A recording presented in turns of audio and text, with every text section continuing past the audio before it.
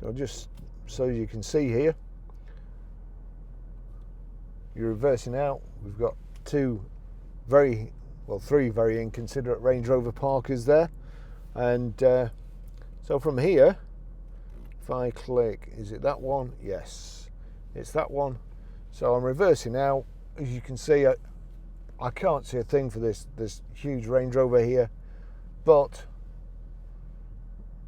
I can see that cyclist coming there.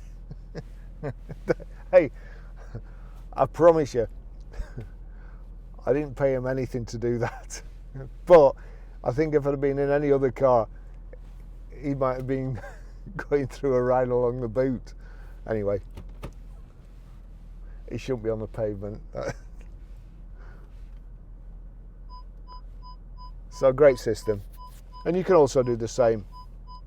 You can also do the same with the front. Wind it up to the front there, and there you go. You've got the front cameras. Brilliant system. Very, very good.